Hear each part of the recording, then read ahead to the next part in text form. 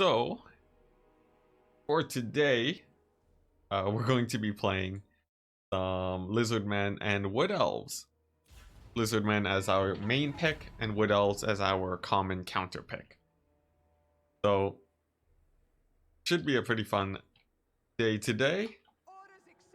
And, yeah, I just wanted to chart Lizardmen, given the fact that Falcon had pretty good success using it as a first pick against us.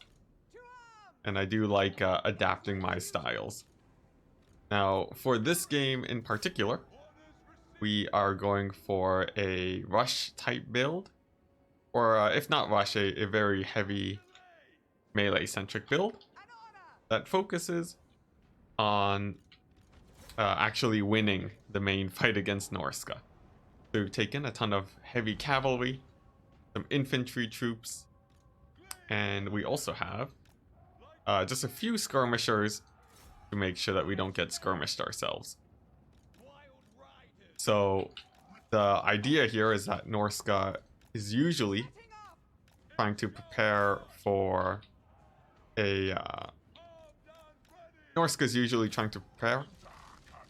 a kite style, and when met with a rush, they might not be ready. So that's what we're going to be trying out today. We'll be using our cavalry to win the infantry fight, and if it comes down to just our spears here, I would be feeling pretty confident about that. It's because the spears will be able to deal with all the large units like this mammoth quite well. Yeah, essentially that. So we want to take out the infantry as quickly as possible. Also going to be using Durthu to, let's see here, trying to figure out the best place to use a Sword of Date. And we're also going to run away with our caster here before she gets sniped out by what looks to be Wulfric. But yeah, essentially, we're just really heavily committing to this, trying to win the frontline fight. Is a good opportunity to throw down the Sword of Date here, so we will. And Durthu, specifically, the thing that I'm mainly focusing on is putting him on this mammoth, the Soul Crusher. It is an extremely expensive target, and taking it out is would get rid of one of the major threats for Norska here. So that's going to be the plan. But we also want to make sure that we win the frontline fight, and to do that, we were just using our cavalry. Now Wulfric was Wulfric was trying to dive in on my caster, and to punish him, we just surrounded him with our cavalry. And that means that these troops are pretty isolated now. Of course, we still have to be afraid of getting charged in the back, but some screening with our spears should be able to help. And the fact that most of the forces from my opponent are Marauder Horsemen, I think we should be okay. Our Glade Captain is doing well too. She's just going for the caster, but then again, there are two casters for Norska here. So I think instead going for casters, it's better to use our Glade our Glade Captain to hunt the heroes here. Stuff like Wulfric and so on. See, Norska is pulling a pretty big advantage, so it looks like he did win on the cavalry front. But our single entities are doing much better. So even though, oh dear, that's a big boat.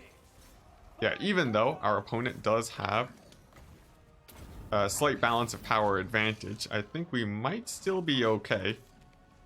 Just because of how scary Durthu is, but we'll have to see. Going to send in a shot at Wulfric to try and get him off the field. And we do send him into a rout. This is very nice for us, since it means that we're just a little bit closer to having Durthu terror out everything off the map. It's important that we take out Wulfric though. And even though we're pretty behind now, it's all about those win conditions. Skin wolves are beginning to clump up, and they're quite a threat to Durthu. But we do have our Sword of Date, so if they clump up too hard, should be able to take out many of the models. One big problem though is that Marauder Horsemen are throwing in javelins onto Durthu. And there's not much at this point that we can really do to deal with that. We are able to deal with Wulfric though. And let's see, we still don't really need to throw down the Sword of Date yet. In fact, if we save up for a Manticore summon, that could actually be the swing play that we need here. So that's going to be the plan. We could throw down a heal, and you know what? I'm going to opt for that. Manticore summon will come a little bit later. So that might have been a mistake. But we'll have to see, especially if we can get a big rout on these Skin Wolves. That would be quite big. We did lose our caster though, which is a bit unfortunate. But we still have our skirmishing forces, and we have Durthu, which is likely going to be the composition that we want to win the game here. Just because you can see Durthu with his terror is extremely punishing to the Skin Wolves. And now we're getting some mass routes from Norska. We've routed off 2 Skin Wolf units, which are very expensive. And from here, I think we should be good. One of them does come back, just because my Hawk Riders are out of ammunition. But without a tool to deal with Durthu, there's not much Norska can do here. Even our spears are fending off Skin Wolves here. And the major leadership debuff from sniping out Wulfric seems to be exactly what we needed. Let's see, at this point, I guess it's just skirmishing with our Hawk Riders and using them to try and chase off as many Skin Wolves as we can. We'll also be using our skirmishers over here, the Glade Riders, to help out too. And it is very important that we keep these skirmishers alive. They are great for causing leadership debuffs by charging in the back.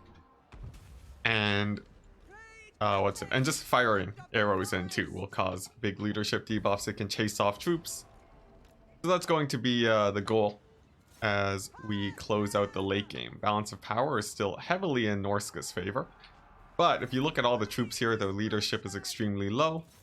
And we would be expecting some terror routes from them. The Skin Wolves do actually rout off my Hawk Riders though. So a definite misplay from me, since we can't really use those Hawk Riders anymore to chase off troops.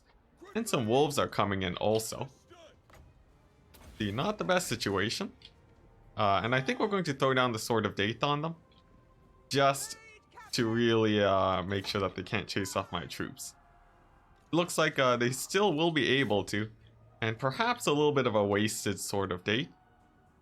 But if we can manage to take out if we can get them to rout, then I think that would be the best situation here. But it looks like they do manage to stick around, and we do lose our skirmishers. So now in a position where we are a little bit more behind. I think we're still good because we do have our Glade Rider or our Glade Captain. She'll be firing in onto these Skin Wolves, take out models, and specifically, we also have a Manticore summon. So, despite things looking a little bit rough, we should be good. Spells are coming in onto Durthu though, and if he gets taken out, then that would definitely be game for Norska. So, I guess it really just comes down to that. But he still has 2,000 HP. And even a ton of fireballs likely would not be able to... Even all the remaining fireballs of our opponent likely will not be able to take out Durthu. These Skin Wolves too are too prone to getting routed off, as you can see. And especially with the Glade Captain, we should be good. You can trade out really well against these heroes, catching them quite easily. But looks like we might actually lose our captain here. a big commitment from Norska here. Sending in the Skin Wolves towards the Glade Captain. Looks like that they will be able to chase her off the field. But with the new Manticore summon, we do peel off all these Skin Wolves, and we can use it to snipe out the heroes of Norska here. This is important because they provide the leadership buff to all of these troops, and once they're down, there's nothing they can really do to stop terror routes. There we go. The Manticore is doing great. He has a ton of time left before it degrades, and we'll probably be able to use them to chase off this Shaman Sorcerer of Fire. You can also put in a little bit of damage using Durthu's ranged shot. Looks like he's having a bit of a hard time targeting though. So I guess we'll turn around and fight these Skin Wolves instead. Looks like, what's it? Looks like just a baited attack. Try and charge in onto my spears. We get the best brace that we can, but the spears are gone. The Skin Wolves still live, and the Shaman Sorcerer is alive too. So things could go sideways, but we'll have to see. The Manticore also is degrading, but Durthu with his with a huge hit actually takes out the Sorcerer with one hit. And then we should be good if he can take out these Skin Wolves. We put ourselves in a little bit of a bad position since we don't have any more tools left to stop a full surround like this, but mass terror routes look like they're going to win the game. So nice, a nice back and forth game there. We definitely misplayed with our cavalry, but by being able to snipe out the leadership and the single entity fighters, we essentially secured ourselves our win condition, which was terror from Durthu, showing that even if you get a ton of value just by killing off infantry and cavalry, you still need to make sure that you can finish off the remaining troops. And there we go. That's all we needed to do. Okay, so next game is a Lizardmen mirror matchup. We've gone for a kite build. Noob for Life has gone for a similar style, except this time, except for him, Skin cohorts have missile attacks. They got some javelins, so a little bit. I think that is a pretty nice advantage there. He also has this Stegodon, which will be constantly poking away at my troops. So we'll have to see how that goes. As far as army, he has, let's see, a very similar style to me. A few more Cold One Riders than I do, though. So we'll have to see how that tips the tide of the battle here. I'll also be able to use a lot of my skinks for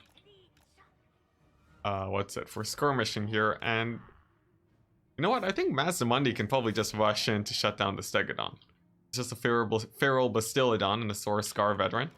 Neither are especially scary here. So I think we might actually have the stronger frontline fight, despite both of us going for a skirmish style. So we're going to be using that to our advantage. As the Mundi too, he can throw down a net onto these skink skirmishers. That'll let us throw down some AoE on top of them. But a charge looks to be coming in from our opponent. Some Cold One Spear Riders are moving in, and that's a little bit of a problem. But Mazdamundi, he can continue doing tons of damage here. And you know what? I think this right flank engagement might be a terrible idea. Our Spear Riders aren't doing amazing, but if we can trade even there, then I think I'll be happy. As for these Javelin Skink cohorts, we're going to be sending our non-Javelin variants to engage. And that should work out fine. We'll have to see. So the non-javelin variant will trade effectively versus them, but the problem is that we're losing very heavily on the cavalry front. We do get some counter charges in though. It will be big. And I think a lot of this is going to come down to Mazdamundi, how well he takes his fight here. It's actually a pretty bad position. So we're going to try to escape with him here. We're going to throw down some spells to try and gain an advantage while Mazdamundi escapes. He's still being blocked up though. But he does finally manage to get out, and we have taken care of the Stegodon. As for our cavalry, it seems like we're trading slightly ahead. So all in all, not too terrible. Getting rid of the Stegodon is probably the biggest thing here. But I'm not entirely confident by this fight. Let's see, the Manticore summon is not great too. We'll likely be able to get in a lot of damage on Mazdamundi. But winning these flanks feels like it should be pretty big. We're also able to take out some Razordons. And a lot of the cavalry actually for Lizardmen is going down. But many of our Razordons are being engaged on. And we'll need to find a way to save them here. They are our main DPS. So, well, main DPS against all the dinos for Lizardmen. So, yeah, it's very important that we keep them alive. Tic-Tac-Toe gets a little bit out of position. Which does let us get a lot of damage on him, actually. The Razordons. So, I guess the next biggest threats here are is the Saurus Scar Veteran. And maybe the Feral Bastiladon. So we're going to try taking them out. Using Mazdamundi to do so. While we continue to focus Tic-Tac-Toe. Taking out the leadership would be great here if possible. Just because of the leadership debuffs. But that's not really a guarantee. And there's also the big problem that Mazdamundi taking a lot of damage from this Saurus. So things tipping into the favor of the Lizardmen now. Looking pretty bad. We lose Mazdamundi. And that could very well be game. Tic-Tac-Toe does manage to come back. But we can still make a Hail Mary play to try and snipe him out. The rest of the Lizardmen forces are mostly just skinks. But that is essentially my army too. And just the single entities here for Lizardmen will likely be the things that take us out. We do manage to take out Tic-Tac-Toe though. And we also have the Skink Skirmisher, the Skink Chief, snipe out single entities. So not all hope is lost. There is just the pretty big problem though that this Stegodon is still alive and operational. And that the Saurus Scar Veteran will be able to chase off many of my skinks.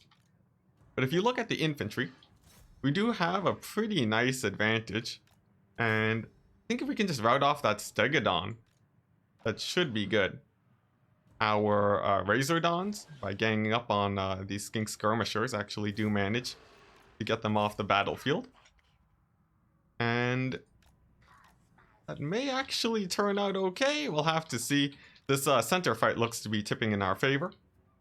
But the Saurus Scar Veteran is really going to be the problem here. I guess it's going to come down to how well our Razordons can take him out. And how well our Skink Chief does here. He's holding up the leadership for the Lizardmen. And he might be able to work a miracle. Now the Stegodon is getting far away, so that means the Skink Chief will have to focus on this Scar Veteran. And yeah, that's gonna be the plan. While we chase off the routing forces of the Lizardmen with our cavalry. So, see, yeah, I guess the goal, we're just going to move in with our Skink Chief. He still has a lot of ammunition. Speaking of ammunition, we'll have to turn off fire at will on some of these guys, just to make sure that we're not wasting our shots here on troops that are already shattered. So as for these Skink Skirmishers, we're going to use them to poke away at the heroes here. as we slowly advance up to this Stegodon. I think, let's see, man, it's just been a pain this whole game. But if we can kill it, that'll be good. We have a huge Razordon advantage. As long as they don't get charged by the Scar Veteran, I think we'll be just fine. And they can move up rather aggressively. They're going to focus this Razordon hunting pack. Yeah, just since we have the numbers advantage here. One volley does go off, and it does take out a lot of models, but now Lizardmen is moving in, or our opponent is moving in for the melee engagement. A Flock of Doom comes in too, and that's really painful. We lose our Skink Chief. That's gonna be GG. Alright, so Kite build versus Kite build. There you go. Turns out Kite is better. But I think a lot of it just came down to some nasty misplays that we made there. If we look at Mazdamundi, he died way too early. We played too aggressively with him. And instead, what we should have been doing was just holding him back as long as possible, while using our Skink Skirmishers to pressure the front line. We look at what's it? Noob for Life. He really only had one skirmisher there, so we really could have used this to our advantage. Instead, by playing aggressively, we lost that, and from there it just came down to the single entities winning out the game. So there we go. I think our cavalry fights did go very well, but sadly not enough. So for my final game against Noob for Life, we're going as the Vampire Coast against his Greenskins. And we've brought a build to try and avoid getting cheesed by this hill in the center. We've also deployed our dogs in the back to make sure that no goblins have vanguarded behind us. We're going to be relying on our mortars to do a lot of the damage here. Looks like Vanguard shenanigans are off the table. And also artillery play from the Greenskins is off the table. So that means we're on a full defensive now. We're going to be using our mortars to try and take out all these troops as quickly as we can. Since our backline is relatively safe, the Lamprey's Revenge will be advancing forwards, and they're going to cover the left flank for us. Looks like the mobility of the Greenskins is actually fairly low here. So we'll see if we can do something. Breath attack on the Night Goblins does decent damage. They were a moving target, but I felt like I generally don't use my breath attacks much anyway, so I might as well slow that down there. So we're going to leave a gap in our front line, and we're going to deny an engagement, while we also summon some zombies here to face down these orc boys. That should go pretty well, just because it blocks up these guys. And with a little bit of maneuvering, we should actually be able to start chasing off a lot of these troops. We're using our handguns to focus fire these green screen troops, just to get the leadership penalties on them. It'll get them to route a bit faster. And we're really trying to shut down these Night Goblins. The Night Goblins are quite threatening because of... Oh geez, did I misplay there? Is Luther netted? Okay, no, we're good. Yeah, the Night Goblins... Oh, he got mithered, I see. Well, we're going to need to heal him up. And we're going to need to get some summons in. This is a very inopportune situation for Luther. But I think he will be able to escape. Whew, okay, so crisis averted there. Oh wait, maybe not. Let's see, we're going to turn all of our guns onto Grom, push Luther through the infantry, and then now we should be able to escape. There we go. Our mortars are going to be focus firing these goblins first, because they're easier to take out. And then after that, it's going to be these orc archers. The goblins are now stealthed. A little bit of a problem. Luther is really low. Oh geez, what's happening? Oh god, this is the most distracting bug ever. Come on, get rid of it. There we go. Yeah, so we focused down Grom a bit. That worked out okay. But all the sacrifices we had to make to save Luther might have set us pretty far behind. Our Lamprey's Revenge, too, having a hard time. And that misplay, the knock-on effects from that misplay are gonna be pretty rough. Things are not over. Let's see, especially with all of these greenskin troops getting routed off. Let's see, it looks like a big push from the greenskin heroes is moving in now, but that actually will give us a pretty nice opportunity to snipe them out. The River Troll Hag will be taking a lot of damage now. Grom can't really, he can't easily engage since he's still regenerating.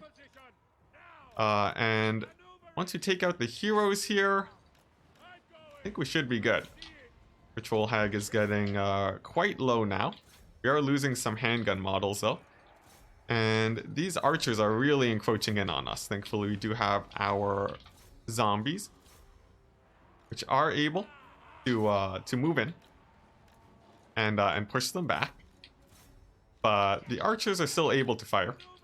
There are also some savage orcs in the back line getting in. And we'll want to find a way to deal with them for sure. Forces here on the flank are also quite threatening. And I think, let's see, we're going to use a summon to force them back. As for these troops that are collapsing in along my left flank, I think Luther with his terror will be able to deal with them. And if we can keep the Lamprey's Revenge alive, that may be our saving grace. Let's see, Grom is moving in. Luther is about to take a lot of damage. Jeez. Takes a pretty big beating. But looks like he will just manage to keep it together. And it's very important that we keep him alive, especially to deal with threats like Grom. Backline 2 for the Greenskins is exposed, but same backline for us. And might just come down to if we can kill Grom here. Luther does move in, but a Spirit Leech comes down and it kills Luther, which is extremely unfortunate. Now we do still have our Scurvy Dogs, we do still have the Lamprey's Revenge, and it looks like Grom is on the verge of routing. Problem is though, Lamprey's Revenge is about to go down, and it's just going to be our mortars really, versus all these archers. So we're trying to keep the Lamprey's Revenge alive as long as we can, and we really want to snipe out Grom. The fact that Luther is dead though means that Grom will be able to have mostly free reign here, but routing him off is the next best option. And he is on the run, which means that we can chase him off with the Scurvy Dogs, and we can hope that our mortars here win the day. There are some savage orcs nearby, but a little bit of gunfire and Grom routing off will close out the game. Or it won't close out the game, but it will get these guys to rout at the very least. Let's see, our Caster Lord taking a beating, but she's still alive. We have our handguns in the mix now, and they can start punishing these Orc Archer boys. We're going to position our dogs specifically, push Grom off the map just a tiny bit faster, because that is extremely important to get him off, because we really need these routes. There we go, he's off the map. And that gives us a really nice situation for the Scurvy Dogs to come into play. Our handguns will be sniping out the heroes. And it looks like they do pretty well. River Troll Hag takes a lot of damage, but army losses are on the way. So we're going to have to cross our fingers and hope that we don't hit army losses, I guess, while the dogs clean everything up. I think the Scurvy Dogs are in a really nice position to clean up all of these forces while Grom is down. But if we hit army losses, that's all gonna be for naught. So the Scurvy Dogs do come in. They're trying to get onto these archers, and if we can get them to rout, that'd be great. Some spiders come in onto our artillery, and that will likely shut them down. We do rout off one unit of archers, and man, I wish I hadn't misplayed with Luther. We're on the verge of army losses, especially with the artillery going down. And that's gonna be GG. Oh, darn it. Big misplay on Luther, causing us the game there. But well played to Noob for life. Pulling out a victory. Whoops, that's me. Good, well played to Noob for life. Pulling out the victory there. A little bit of a misplay, causing a huge swing. If Luther had been alive there, he definitely would have been able to bounce between the troops, causing terror. And then the scurvy dogs for cleanup would have done it. But he just barely died. Due to the Mither castings from this River Troll Hag and some good focus fire. Alright. So GG. And I think with that, we're moving into some quick battles now while we get ready for the tournament. Recording. So, we're back to quick battles now, like I said. And, yeah, we're playing some Lizardmen. Our opponent is going for Bretonia, so we're going the classic Lizardmen build. For our opponent, he's going the usual, very meta Bretonia style of play, focusing on a heavy number of archers and some trebuchets to break up my box. But the box is still quite threatening. You can advance with it, and even though the trebuchet shots will do some damage, it's still quite inaccurate. And we'll be able to get in some pretty good damage in with our solar engines as soon as they get in range. Our opponent will then have to advance with his archers, trying to deal with the box, and then to deal with the archers, we'll be playing with our pterodons. He can push them back with his flyers, but we do outnumber him quite greatly on the pterodon front. We expect them to really shut things down. Now the solar engine is moving up to deal with the trebuchet. Looks like a tiny hill, as usual, being the bane of my existence, making it so we can't actually shoot the trebuchets, and that's gonna cause a few problems. So you know what? It's time we actually get these pterodons in here to shut down the archers. I'm going to move them in. Asdamundi is going to throw down his spells. And we want to continue advancing with these guys. Our solar engines will be firing away on the cavalry.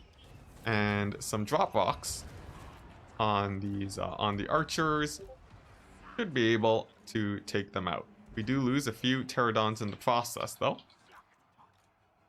But all in all, we've done a lot to the archers, and they've taken a lot of damage now. There are still a few just barely clinging on. I think some charges in the back should get them to rout.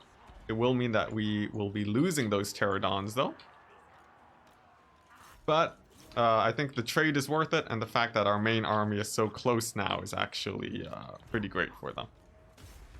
Now Mazdamundi can come in.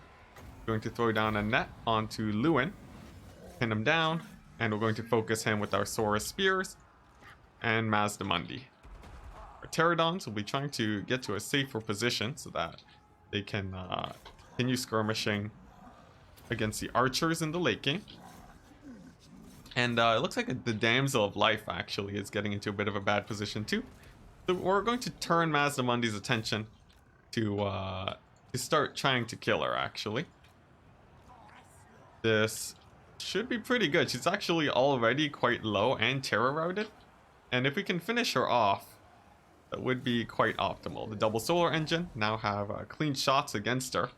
Missing both though. And to deal with her, instead I'm going to use an arcane unforging. To try and take her out. At least to get her shattered off the field.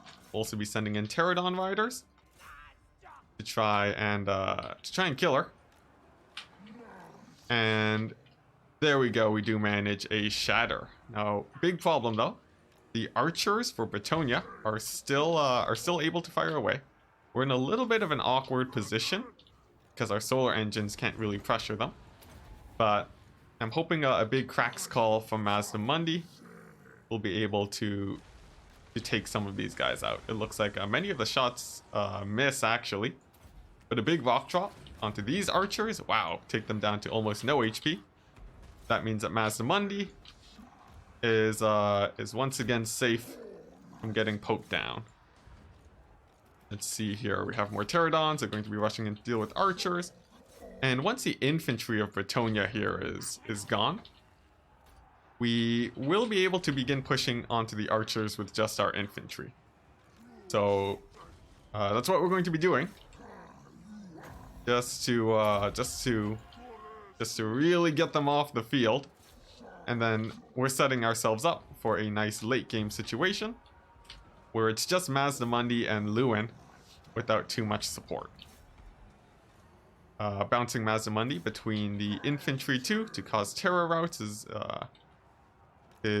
the main thing that we will want to be doing with Mazdamundi. And as long as he doesn't die here to the paladin, I think we should be okay.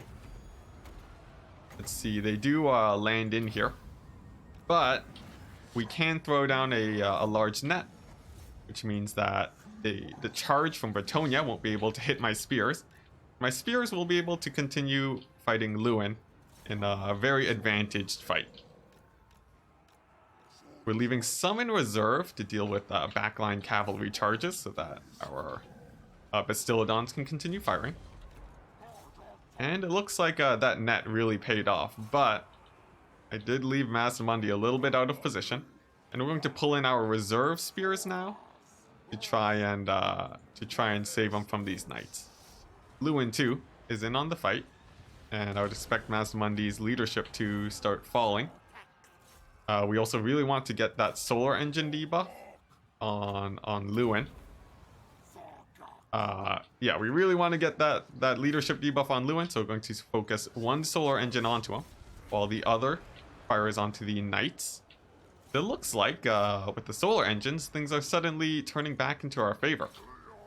We have a huge infantry advantage too, and as soon as Lewin breaks, he will be out of healing, which is a huge advantage for us. In fact, it's big enough to hit army losses, and it's going to be GG.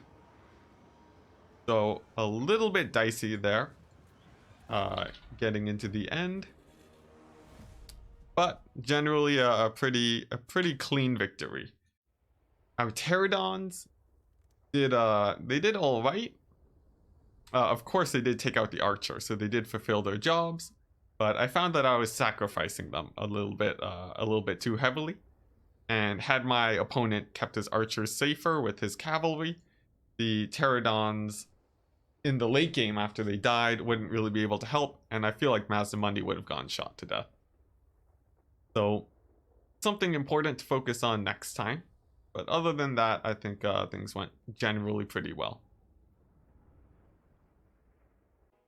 Now, just a quick game before the tournament. We're playing as the Wood Elves, rushing our High Elf brethren. Immediately, we're going to be taking a ton of arrow shots from these Sisters of Averlorn and archers.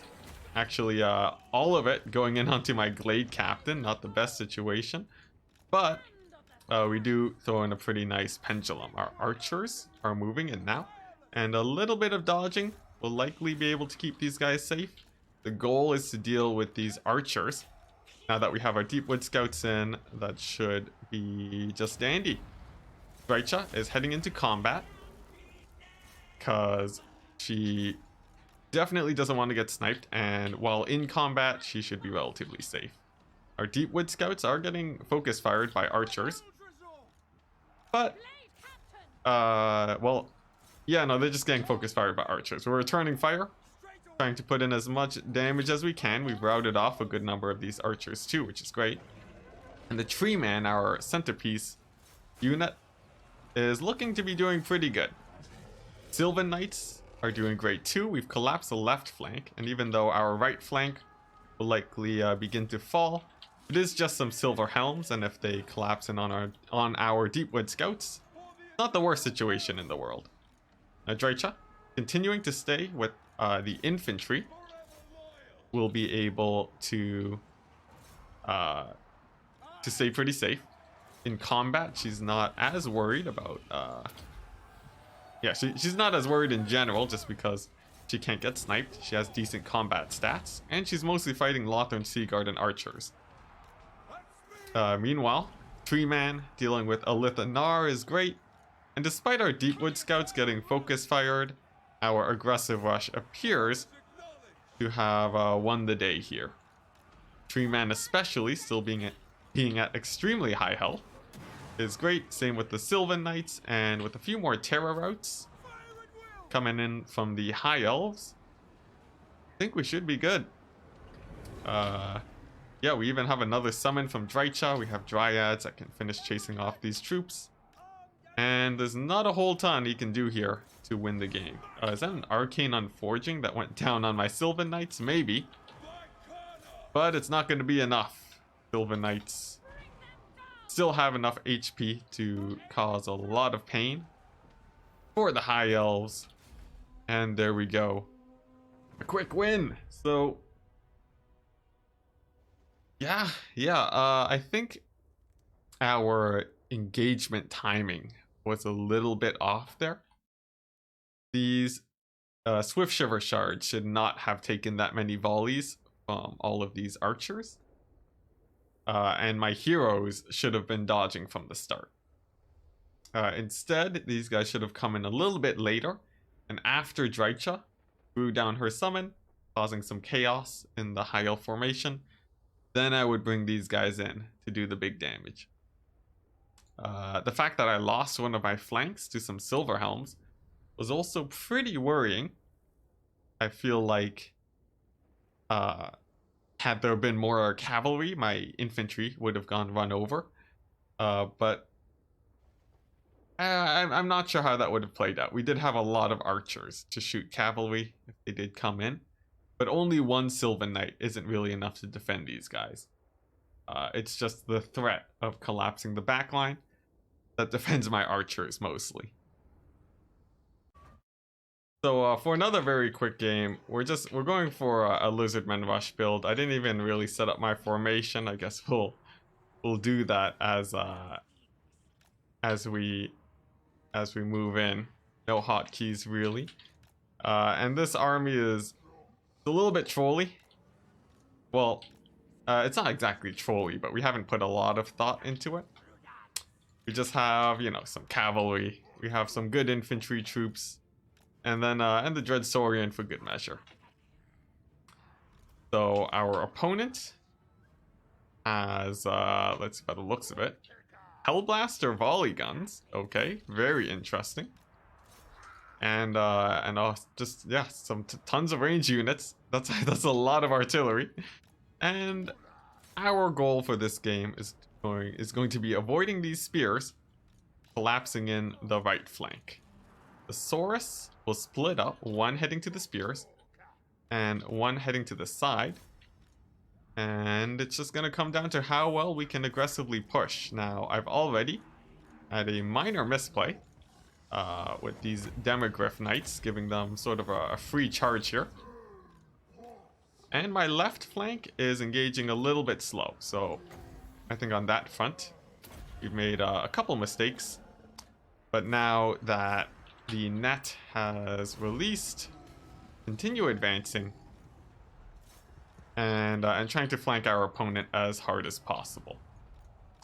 He's gone very heavy onto his ranged front, and we should be able to cause a lot of disruption there by force pathing our Dread Saurian through the back line. It has Rampage, so we'll remove that with our Salon. Give him an Overcast Regrowth, and continue to keep him moving. This is very important for making sure that your monsters don't get continuously shot. Just because by moving about, the archers will have to constantly turn. And while turning, they won't be firing, which is pretty important.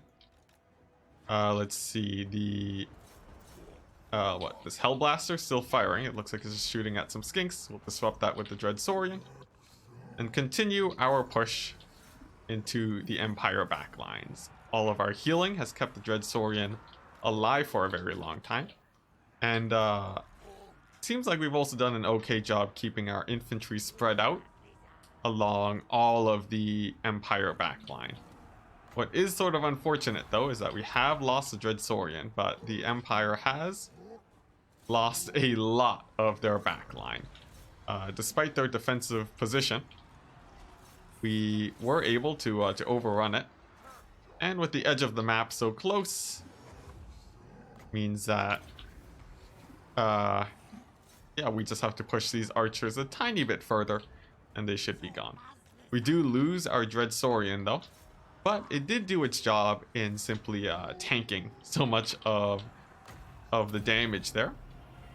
We'll even try to heal it just to keep him alive. Not exactly a recommended play, since, as you can see, he was so close to death that he can't just get taken out just like that. But you know, it's no biggie, more of just an unfortunate ending here, losing the Dreadsaurian, but it did serve well. Usually with big monsters like that, they are bullet magnets, but at the same time, bullet sponges too. And by tanking so many of the shots, you can see my Saurus are still healthy. Our Skinks were able to dive the backline, and we're on our way to a victory here. We just have to close it out and deal with the major threats. Now, Empire isn't exactly known for its large monsters, so getting Terra routed is not a huge problem, especially since he opted for Marcus instead of Franz. It's really just these ranged units that we want to shut down. In a straight up melee fight, we have a huge advantage with the Saurus and the Skinks. So, keeping all of his troops engaged in melee is all we really need to do. Our Slann too is at high enough HP where he can't get sniped. It's looking to be army losses for the Empire in just a second. I guess we'll push that a little bit closer by focus firing Marcus Wolfheart here. And then we should be good. Looks like he did try to get a shot off here on the Slann, poking it for a tiny bit of damage, but not enough. And really, unless this warrior Empire captain can pull miracles, this is gonna be it. And there we go, army losses for the Empire. So I did mention a little bit earlier,